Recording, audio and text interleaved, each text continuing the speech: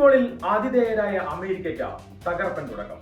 പുതിയ പരിശീലകൻ മൗറീഷ്യ പോച്ചറ്റിനോയുടെ കീഴിലിറങ്ങിയ US 1-4 ഗോളുകൾക്ക് പാരഗ്വയെ തകർത്തുവിട്ടു. ലോസ് ആഞ്ചൽസ് സ്റ്റേഡിയത്തിൽ നിറഞ്ഞുകൂടിയ 10,000ങ്ങളെ സാക്ഷി നിർത്തിയായിരുന്നു അമേരിക്കൻ പടയുടെ ഈ ഗോൾ മഴ.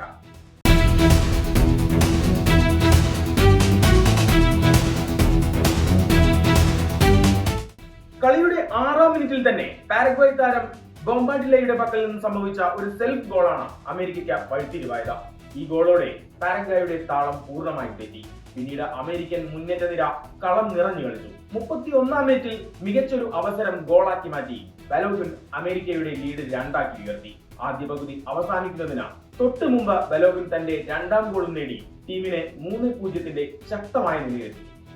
2ാം പകുതിയിൽ കളിയിലേക്ക് തിരിച്ചു വരാൻ പാരഗ്വേ കിണഞ്ഞു ശ്രമിച്ചു. അതിന്റെ ഫലമായി 75ാം മിനിറ്റിൽ മൗറീഷ്യയിലൂടെ അവർ ഒരു ഗോൾ മടക്കിയെങ്കിലും അമേരിക്കൻ പ്രതിരോധം തകർക്കാൻ അതൊന്നും മതിയാകുമായിരുന്നില്ല.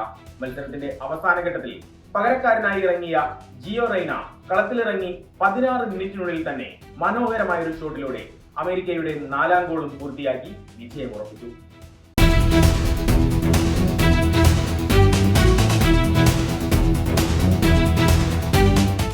ഗ്രൂപ്പ് ഡിയിൽ ഈ തകർപ്പൻ വിജയത്തോടെ അമേരിക്ക 3 പോയിന്റ് സ്വന്തമാക്കി കഴിഞ്ഞു. അടുത്ത വെള്ളിയാഴ്ച സിയാറ്റിൽ വെച്ച് നടക്കുന്ന മത്സരത്തിൽ അമേരിക്ക ഓസ്ട്രേലിയയെ നേരിടും.